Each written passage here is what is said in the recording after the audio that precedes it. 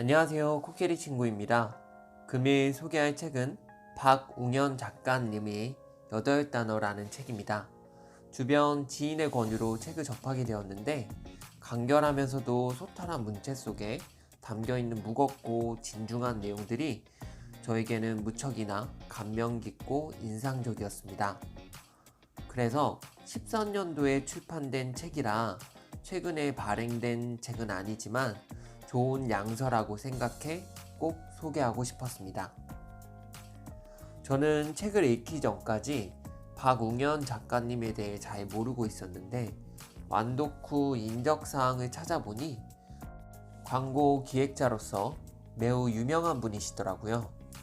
그분이 만든 광고 영상도 찾아보며 새삼 느낀 것은 광고 크리에이터로서의 감각과 통찰이 책에 잘 스며들어 있구나 라는 것이었습니다. 책은 총 8챕터로 이루어져 있습니다. 제목 그대로 8단어들이 각각의 챕터로 구성되어 있는데 사랑하는 딸아이에게 아버지로서 하고 싶었던 이야기를 인문학 강의 형태로 대중들에게 강연을 하였고 그 내용들을 온전히 책 속에 담았습니다. 강연 내용은 싫었기 때문에 구어체이고 읽으면서 마치 작가님의 강의를 듣는 듯한 기분이 들어서 개인적으로는 더욱 읽기 편하고 좋았습니다.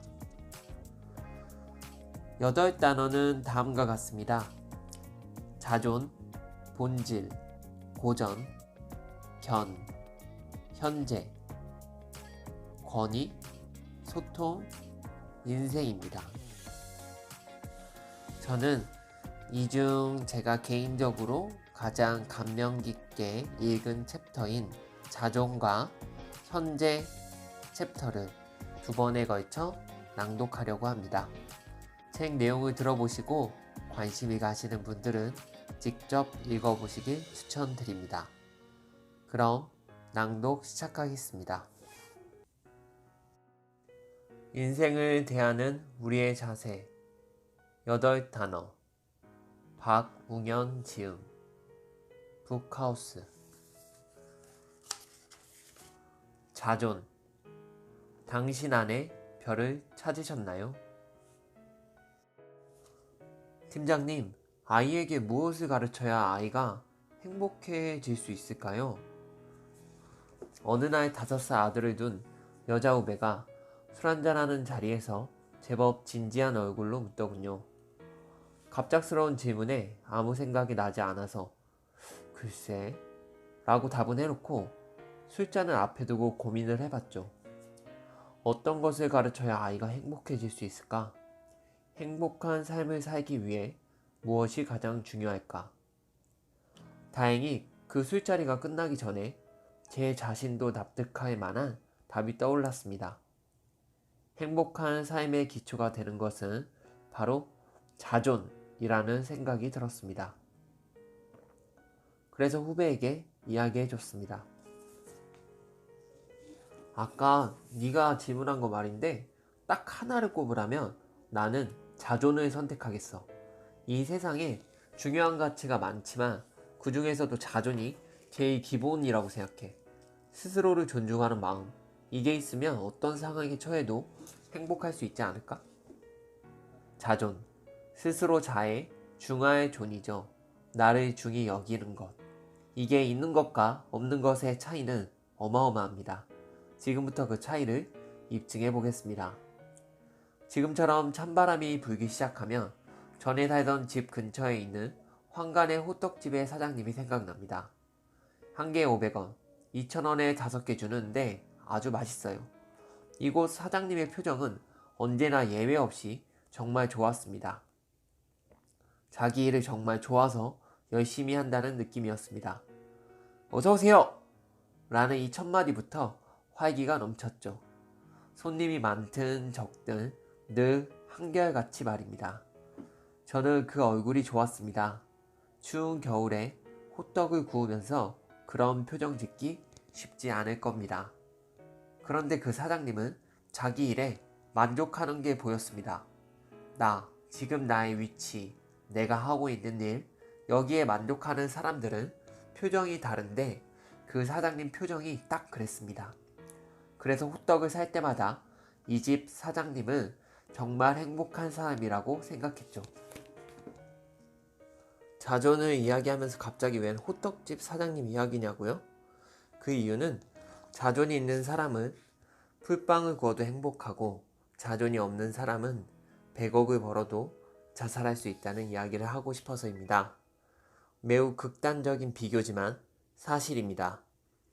이런 말이 있습니다. 아모르 파티. 내 운명을 사랑하라는 의미죠. 자신의 운명을 사랑하는 사람과 사랑하지 않은 사람의 결말은 정반대일 수밖에 없습니다. 메멘토 모리, 아모르 파티. 지난 여름 회사 일로 파리에 갔을 때 일정을 마치고 잠깐의 틈이 생겨 몽파르나스 묘지에 다녀왔습니다. 모파상, 사르트르, 보들레르 등 워낙 많은 유명 인사들이 잠들어 있는 곳이라 다 볼 수는 없고 그 중에서 사르트르를 찾아갔죠. 보부아르와 함께 묻혀있는 사르트르 무덤 앞에서 이곳을 다녀간 전 세계 사람들의 흔적을 발견할 수 있었어요. 여정에 필요했던 지하철 티켓이나 몰래 쓴 편지 같은 것들이었어요. 그곳까지 찾아온 산 사람들의 열정이 죽음 앞에 고스란히 놓여 있었습니다. 삶과 죽음이 공존하고 있는 경이로운 풍경 앞을 서성이다. 저희 책은 도끼다에 나의 나이 어린 스승이라고 언급했던 후배 이원흥에게 사르트르 묘지 사진과 함께 메시지를 보냈습니다. 메멘토 모리라고. 죽음을 기억하라는 뜻의 라틴어입니다. 서양의 명화 중에는 해골이 있는 그림이 꽤 많습니다. 메멘토 모리, 삶과 동시에 죽음을 기억하자는 것이죠. 이 메시지를 받은 나의 나이 어린 스승은 바로 아모르 파티라고 답장을 보내왔습니다. 메멘토 모리와 아모르 파티, 죽음을 기억하라와 운명을 사랑하라는 죽음과 삶이라는 상반대 의미의 조합이지만 결국 같은 방향을 바라봅니다. 내가 언젠가 죽을 것이니 살아있는 지금 이 순간을 소중히 하라는 것이고, 그러니 지금 네가 처한 너의 운명을 사랑하라는 것이죠. 저는 이런 태도가 자존 같습니다. 어떤 위치에 있건 어떤 운명이건 스스로 자기 자신을 존중하는 것.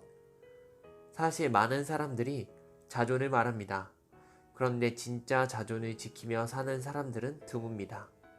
도대체 이 자존이라는 마음가짐을 갖는 것이 왜 그렇게 어려울까요? 나의 기준점은 어디에 있는가? 자존감을 가지는데 가장 방해가 되는 요인은 아마 우리 교육이 아닐까 싶습니다. 우리나라 교육은 아이들 각자가 가지고 있는 것에 기준을 두고 그것을 끄집어내기보다 기준점을 바깥에 찍죠.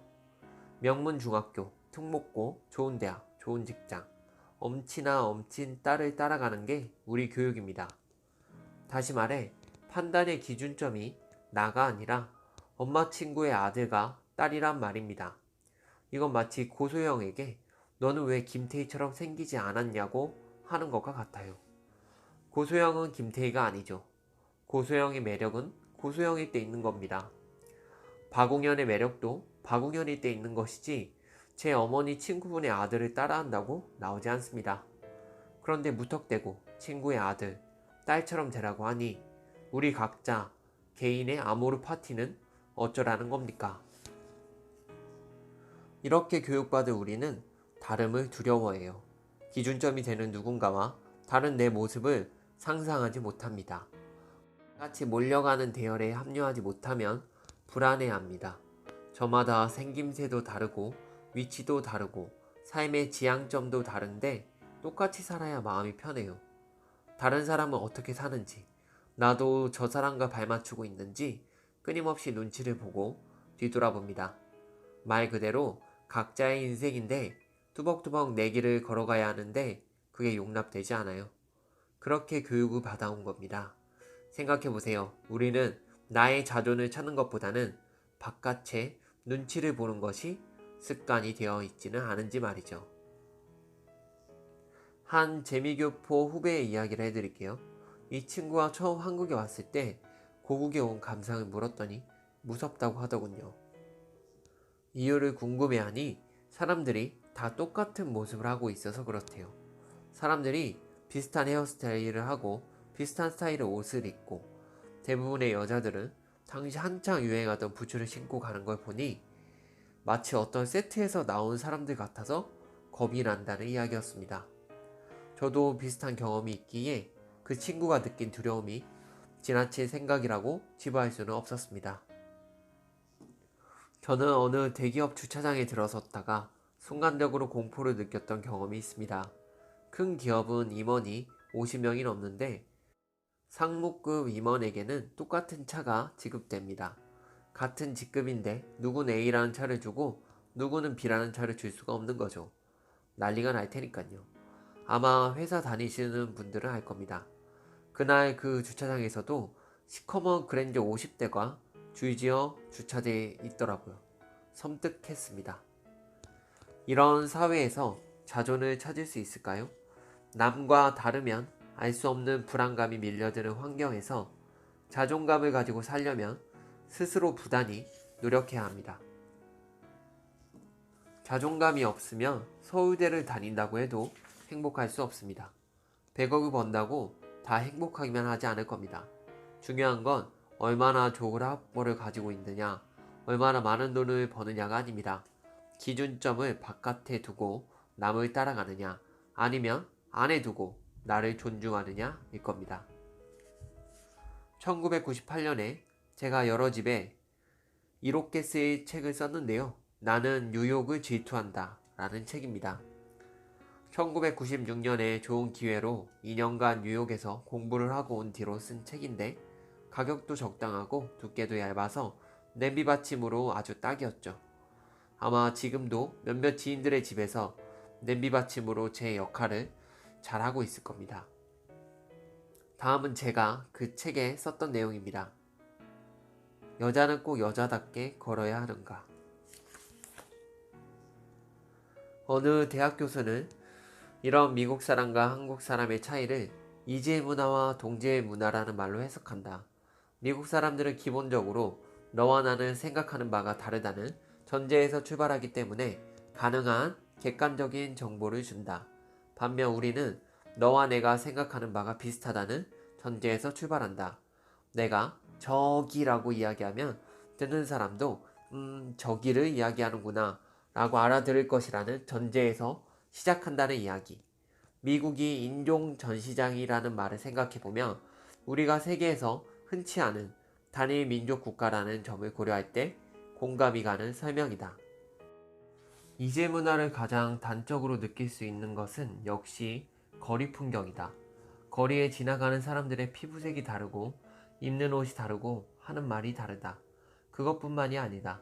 너와 내가 다른 사회에서는 다른 사람의 시선에 신경 쓸 일이 별로 없다. 당신이 어떻게 생각하든 내가 사는 방식은 이런 것이라고 생각하면 그뿐. 그래서 그런지 뉴욕 거리를 걷다 보면 별의별 이상한 사람들을 다 보게 된다.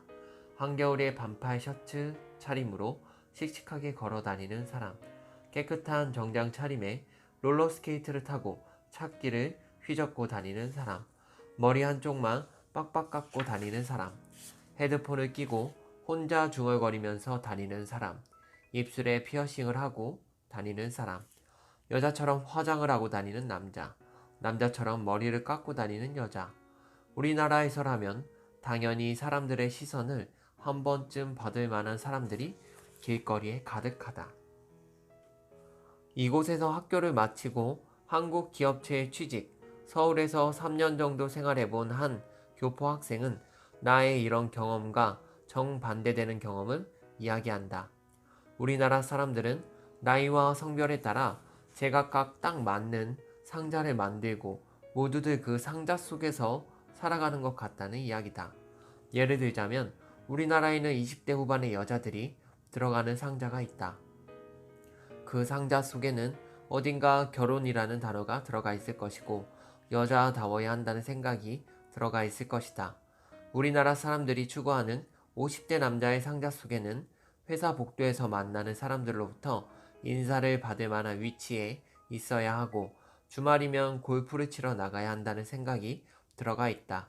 30대 후반의 남자라면 회사에서 과장쯤 되어 있어야 하고 부인과 아이들 한두 명쯤, 더 완벽하게는 남자아이 하나, 여자아이 하나 있는 집안의 가장이어야 한다. 만약 아이들만 있거나 부인만 있다면 주위 사람들로부터 호기심 내지 걱정에 찬 시선을 받게 된다. 모두들 일정한 틀을 만들고 그 틀의 형태에 자신을 맞추며 살아가고 있다는 느낌.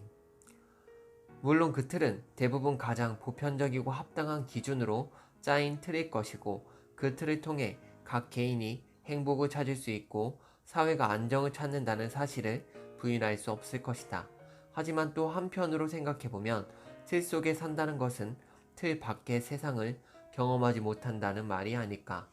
그래서 그만큼의 가능성을 빼앗긴다는 말이 아닐까. 사회면 기삿거리가 되지 않고는 20대 나이에 대학 교수가 되기도 힘들고 60대 나이에 대학생이 되기도 힘든 사회에서는 그 사람들이 던져줄 수 있는 새로운 생각들을 영원히 보지 못하는 것이 아닐까. 여자가 왜 그렇게 드세? 라는 말이 심심찮게 들리는 사회는 그 사회의 인적 자원의 절반이 가질 수 있는 힘을 포기해버리는 것이 아닐까. 가끔은 틀을 벗어난 생각을 해볼 필요가 있을 것 같다. 성공한 사람들은 꼭 승용차 뒷좌석에 앉아야 하는가? 대학생은 꼭 20대여야 하는가? 윗사람은 꼭 권위를 지켜야만 하는가? 여자는 꼭 여자답게 걸어야 하는가? 지금이라고 그 상자가 없을까요? 아니죠. 우리는 아직도 각자의 상자에서 살고 있습니다. 20대가 살아야 할 상자, 30대가 살아야 할 상자, 40대가 살아야 할 상자. 그 상자의 바깥으로 벗어나면 매년 명절마다 고문을 당하고 주변 사람들로부터 측은하다는 이야기를 듣고 실패한 인생이라고 손가락질 받죠. 다른 것을 인정하지 못하는 현실에서 자존을 싹틔우기란 여간 어려운 게 아닙니다. 미국 이야기가 나온 김에 미국과 한국 두 나라에서 교육받은 분의 경험을 들어봅시다. 얼마 전 한 신문사 칼럼을 쓰기 위해 세계적인 설치 미술 작가 서도호 씨를 인터뷰했어요. 여러 문답이 오갔는데 그중 창의성의 관점에서 한국과 미국의 두 문화를 비교해보면 어떠냐고 물었어요. 서도호 씨는 이런 이야기를 하더군요. 리즈디에서의 처음 수업이 사진 1이었어요. 기초 사진 강의로 첫 수업을 시작할 줄 알았는데 종이와 크레용을 나눠주면서 2명씩 짝을 지어 뭘 하든 제주껏 커뮤니케이션을 하라는 거예요. 단 말을 하면 안 된다는 조건으로요. 제 짝은 화가 나서 종이를 바닥에 놓고 밟는 퍼포먼스를 했고 저는 구멍을 뚫은 뒤 뒷장에 그림을 그렸습니다. 사진 수업이라고 하기에는 아주 신선하고 충격적이었죠. 나중에 선생님 말씀이 우리는 시각 언어로 사람들과 소통하는 사람들이라서 그렇게 했다는 거예요. 그런 수업이 뇌를 말랑말랑하게 마사지 해준다고 말하고 싶어요. 한국에서 수업을 할 때는 조교가 출석 체크를 한 뒤 선생님이 와서 학생들의 그림을 보고 야 여기 좀 지워봐, 눌러봐, 살려봐 라고 하면 네 선생님 하면서 하라는 대로 하고 검토를 받는 시기였죠. 결국 창의적인 사람을 만드는 건 교육의 문제라는 생각을 하게 됐습니다. 결국 그는 미국 교육은 내 안에 있는 것은 무엇인가를 궁금해한다면 한국 교육은 내 안에 무엇을 넣어야 할 것인가를 고민하는 것이 가장 큰 차이라고 했습니다. 바깥에 기준점을 세워놓고 맞추는 것이 아니라 사람 안에 있는 고유의 무엇을 끌어내는 교육을 이야기한 것이죠. 제가 뉴욕에서 공부할 때 느낀 것도 마찬가지였습니다. 교수들은 학생들에게 무언가를 집어넣으려 하지 않고 뽑아내려고 애썼습니다. 36세 사회생활을 하던 아저씨가 책상에 앉아 처음으로 디자인을 배우는데 쭈뼛댈 틈도 없이 교수의 칭찬이 쏟아졌습니다. 저뿐만 아니라 모든 학생들이 해온 숙제를 벽에 쭉 붙여놓고 좋은 점을 끊임없이 이야기하는 교수는 마치 칭찬을 하지 못해 안달난 사람 같아 보이기도 했습니다. 게다가 그 뒤에는 왜 좋았는지 제출한 작품에 대해 해석해주고 자세히 설명을 해줬습니다. 그리고 학생이 부연 설명을 하면 그 말을 북돋워 주더군요. 그러니 학생들은 과제를 하면서도 늘 신이 났고 서로 앞자리에 앉으려고 할 수밖에 없어요. 그런데 우리 교육은 과연 어떤가요? 내 안에 있는 걸 존중하게 해주는 교육이었을까요? 그렇지 않죠. 우리는 늘 우리에게 없는 것에 대해 지적받고 그것을 가져야 한다고 교육받아 왔어요. 칭찬은 자존감을 키워주는데 가진 것에 대한 칭찬이 아닌 갖지 못한 것에 대한 질타는 눈치를 자라게 합니다. 중심점을 바깥에 놓고 눈치 보며 바깥을 살핍니다. 자존은 중심점을 안에 찍고 그것을 향해 나아가는 겁니다. 얼마 전 광고회사 크리에이티브 디렉터인 후배가 다른 회사로 가기 위한 면접을 앞두고 찾아왔습니다. 면접을 보러 가야 하는데 무척 떨린다며 바짝 긴장한 모습이었습니다. 저는 마음가짐을 바꾸라고 충고해줬습니다. 회사가 너를 면접하는 동시에 너 또한 그 회사를 면접해야 해. 회사가 나의 위에 뭘 해줄 수 있는지, 너라는 그릇을 담을 수 있는 회사인지 알아야 하지 않아? 너를 채용하는 건 회사에서 은혜를 베푸는 게 아니야. 회사는 사람이 필요하고 사람도 회사가 필요한 거니까. 물론 수요와 공급의 입장에서 회사가 강자의 위치에 있지만 그래도 거기서 이겨내기 위해서는 너의 주장을 가지고 가야 해. 라고 말입니다. 또 다른 예를 들어볼게요. 제가 일하고 있는 광고회사 TBWA에 주니어 보드라는 프로그램이 있습니다. 광고에 관심 있는 대학생들을 대상으로 하는 예비 광고의 실무 참여 프로그램으로 1년에 2번 기회가 주어집니다. 업계에서 꽤 유명한 프로그램인데 능력이 좋은 친구들이 정말 많이 지원을 해서 들어오기가 무척 어렵습니다. 그런데 한 번은 제가 어디에선가 강연을 하고 나오는 길에 젊은 친구가 씩씩하게 다가오더니 주니어 보드에 지원했다며 인사를 하더군요. 그리고는 아주 당당하게 TBWA에서는 어떤 사람을 원합니까? 이렇게 물어요. 그래서 대답했습니다. TBWA가 어떤 사람을 원하는지 묻지 말고 내가 가지고 있는 걸 보여달라고요. 바깥이 아니라 안에 점을 찍으라는 이야기였죠. 만약 저라면 주니어 보드가 되기 위해 작년 시험 문제에서 방향을 찾지 않을 거예요. 제가 가진 걸 보여주고 주목을 받으려고 노력할 거예요. 사회는 점점 이런 방향으로 변하고 있어요. 그래야만 하고요. 그렇게 변하는데 우리들의 한 발 한 발이 다 기여할 거라고 믿어요. 그러니 바깥이 아닌 안에 점을 찍고 나의 자존을 먼저 세우세요. 자신 없다는 분도 있을 겁니다. 과연 내가 자존을 이야기하고 내 주장을 펼칠 만큼 대단한 사람인가 불안해지겠죠. 저도 그러니까요. 그런데 말이죠. 우리는 우리가 생각하는 것보다 힘이 세고 대단한 사람들입니다.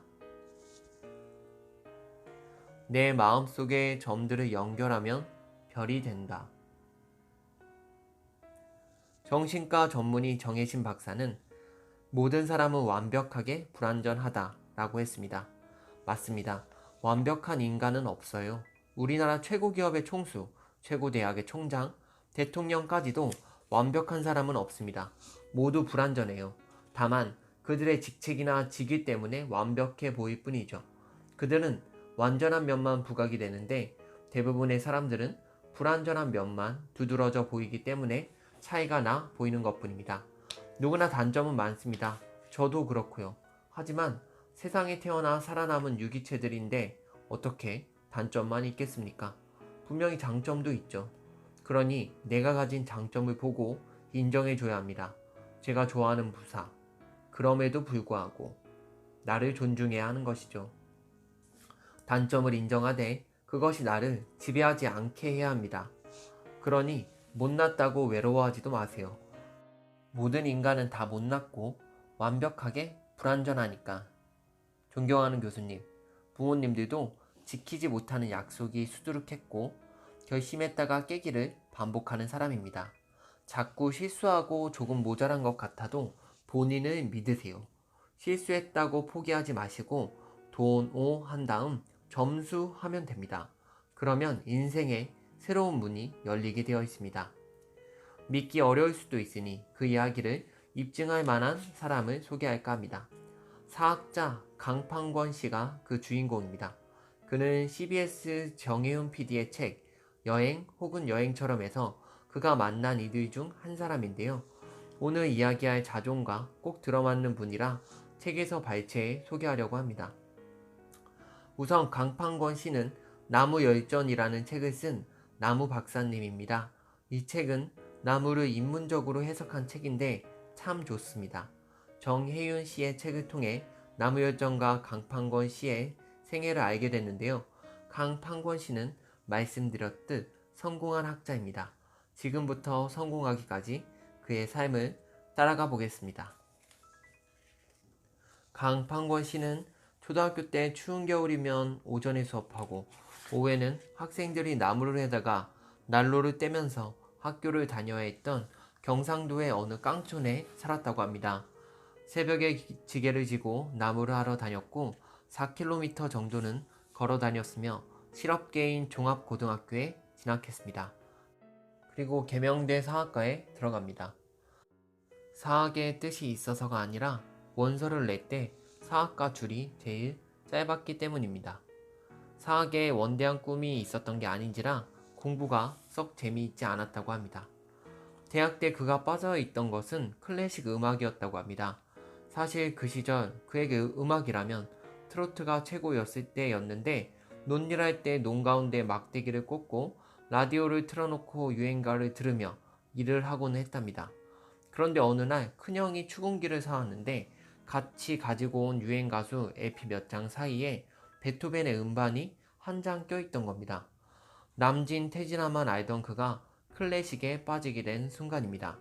그 후에 강판권 씨는 오케스트라 동아리에 들어가 음대 소강당에서 클래식 음악을 들었대요. 클래식 음악이 그렇게 좋았답니다. 공부보다 음악이 좋았던 그는 기자가 되고 싶었지만 지방대 사학과 출신의 언론고시생은 번번이 낙방을 하고 맙니다.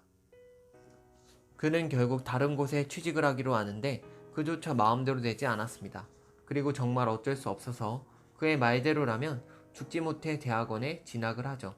대학원에 들어갔으니 학위 논문을 써야 하는데 주제를 양무운동 당시 이용장의 외교정책에 대한 것으로 잡았습니다. 하지만 외교정책과 관련된 논문이라 영어, 프랑스어, 러시아어로 되어 있는 외교문서를 읽지 않으면 논문을 쓸 수 없었습니다. 한계에 부딪히죠. 자, 보십시오. 우리가 사는 것과 많이 다른가요? 큰 차이가 있습니까? 더 뒤따라가 보겠습니다. 논문을 쓰지 못한 강판권 씨는 주제를 바꾸기로 합니다. 갑자기 본인이 촌놈이라는 게 생각났다고 합니다. 촌놈이니 농업에 대해서는 잘할 수 있을 것 같아서 논문 주제를 중국의 농업사로 바꿨답니다. 어때요? 강판권 씨는 여기서부터 이전과 다른 인생을 살기 시작하는 겁니다. 촌놈이라는 것은 자기 안을 들여다봤기 때문에 발견할 수 있는 것이었습니다. 논문의 주제를 바꾸고 신이 난 그는 공부가 재미있어서 10년 동안 도시락을 2개씩 싸가지고 다니면서 공부를 했습니다. 1995년에 주제를 바꾼 논문은 1999년 8월에 마침내 완성됐고 그는 박사학위를 받습니다. 그렇다면 앞으로 그의 인생은 쉽게 풀렸을까요? 아니었습니다. 공부하는 동안 빚은 쌓였고 대학 교수 자리를 얻는 것도 유언했죠. 중고등학교 교사 자리도 쉽게 나지 않았습니다. 결국 박사학위를 받고도 일을 구하지 못한 그는 1년간 팔공산을 오르며 소설을 쓸까 시를 쓸까 별별 궁리를 다 했다고 합니다. 그런던 어느 날 서점에서 신갈나무 투쟁기라는 책을 발견합니다. 자신의 전공과 취업에 아무 상관없이 우연히 펼친 책인데 재미있었대요. 그런데 나무라면 나도? 라는 생각이 들었답니다. 그리고 다음날부터 계명대학교 안에 있는 나무부터 공부하기로 마음먹습니다. 나무 도감을 가지고 다니면서 나무 하나하나를 비교하고 조경을 담당하는 행정직원에게 정보를 얻으면서 계명대의 나무를 다 세고 기록을 합니다. 그리고 나무를 공부한 사학자는 인문적인 나무 이야기, 나무 열정가, 공자가 사랑한 나무, 장자가 사랑한 나무 등을 집필하죠. 강판권 씨는 자기 안의 점을 무시하지 않았습니다. 밖에 찍어 놓았던 기준점을 모두 안으로 돌려 자신이 제일 잘할 수 있는 것을 찾아냈고 점을 다시 찍었습니다. 그리고 그 안의 점들을 연결해 하나의 별을 만들어낸 것입니다. 강판권 씨는 지금 계명대 사학과 교수로 재직 중입니다. 만약 이 사람이 서울 강남 한복판에 있는 현대고등학교로 나오고 서울대를 졸업한 사람이라면 농촌에 주목할 수 있었을까요? 나무를 잘 알 수 있었을까요? 현대고 서울대로 나와서 가기에는 힘든 길이죠. 그러나 그들이 가기 어려운 길을 강판권 씨는 가고 있어요. 자기가 가지고 있는 걸 봤기 때문이고 자기 길을 무시하지 않은 겁니다. 자신의 길을 무시하지 않는 것, 바로 이게 인생입니다. 그리고 모든 인생마다 기회는 달라요. 왜냐하면 내가 어디에 태어날지, 어떤 환경에서 자랄지 아무도 모르잖아요. 각기 다른 자신의 인생이 있어요. 그러니 기회도 다르겠죠. 그러니까 아모르 파티, 자기 인생을 사랑해야 하는 겁니다. 인생의 정석과 같은 교과서는 없습니다.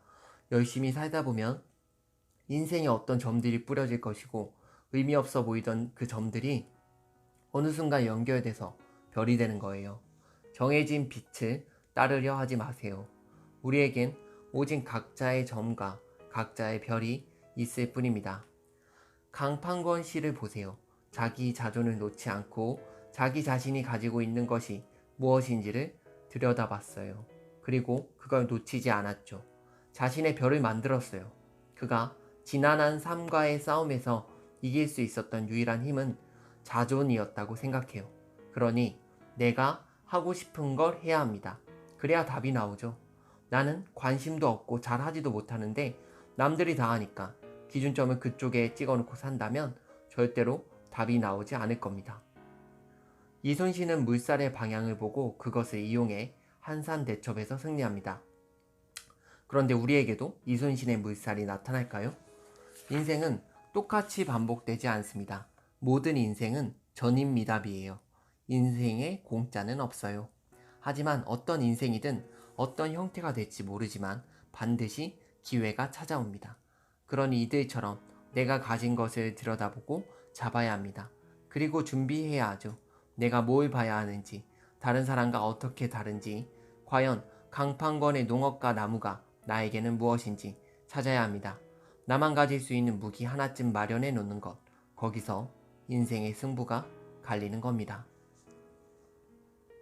Be yourself. Be yourself. 너 자신이 되어라. 제가 딸에게 자주 하던 말입니다. 지금 대학생이 된 딸이 어렸을 때에는 숫기가 너무 없어서 다른 사람과 말도 잘 못했어요. 그 시절에 딸아이에게 매일 이야기해줬습니다. Be yourself. 너는 너다. 다른 사람이 되려고 하지 말고 너 자신이 되라고 말이죠. 여러분은 모두 폭탄입니다. 아직 뇌관이 발견되지 않는 폭탄이에요. 뇌관이 발견되는 순간 어마어마한 폭발력을 가질 거라고 믿습니다. 그러니까 즉 자존을 찾고 자신만의 뇌관을 찾으세요. 피크닉을 가면 다른 사람이 앉은 자리의 잔디는 언제나 푸르러 보입니다. 그런데 내 앞에 잔디는 어떻게 된 일인지 늘 듬성듬성한 것 같습니다. 그러나 저편 잔디에 선 사람도 같은 생각을 하고 있을 겁니다. 저쪽에서는 이쪽이 빽빽하고 푹신해 보일 거예요. 엄친아라고 고민 없을까요? 엄친딸이라고 완벽할까요? 듬성듬성할지언정 내가 선 자리에 서 답을 찾아야 합니다. 남의 답이 아니라 나의 답을 찾는 사람이 되세요. 다른 것이 틀린 게 아닙니다. 다르다와 틀리다는 다릅니다. 다른 건 다른 거고 틀린 건 틀린 거죠. 너와 내가 생각이 다른 것이지 너와 내 생각이 틀린 것은 아닙니다. 단어부터 똑바로 써야 해요. 말이 사고를 지배해서 어느 틈에 나와 다른 건 틀리다 라고 생각하기 쉽습니다. 앞에 광고도 이런 취지로 만들었는데 별로 성공하지는 못했어요. 하지만 이 캠페인 안에 제가 이 시간에 하고 싶은 말이 다 담겨 있습니다. 자기 기준점을 잡고 살자는 이야기가 고스란히 들어가 있죠. 땅끝마을 해남에는 신라시대에 세워진 절이 하나 있습니다. 대흥사입니다. 그 절의 북원 출입문으로 대웅전 맞은편에 자리한 침계루의 기둥들은 기둥뿌리의 지름을 기둥머리의 지름보다 크게 만드는 미늘림 기법을 쓰지 않고 휘면 휜 대로 나뭇가지 부분을 그대로 드러내면서 각자의 모습을 살려서 지었습니다. 직접 가서 보면 정말 멋집니다.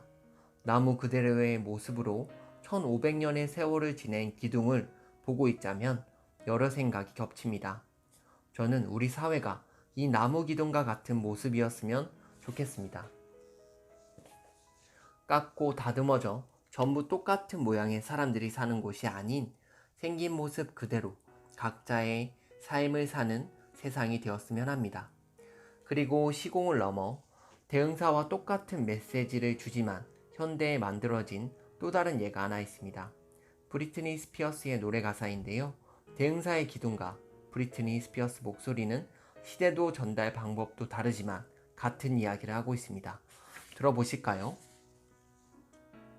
내가 보는 대로 날 받아들여. 이봐, 이게 나야. 내가 날 원한다면 잊지 마.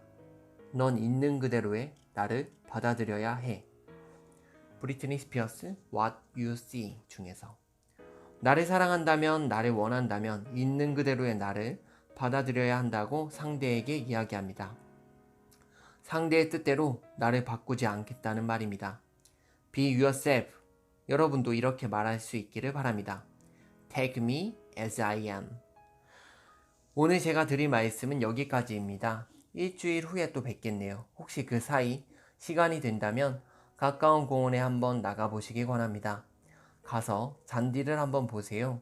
어느 곳에 잔디가 푸르른지 자리를 깔고 앉으면 이상하게 다른 쪽의 잔디가 더 푸르러 보일 겁니다. 그럼 다시 옮겨보세요. 그리고 원래 앉았던 쪽을 다시 바라보세요. 어떨까요? 이번엔 반대쪽이 더 푸르러 보일지도 몰라요.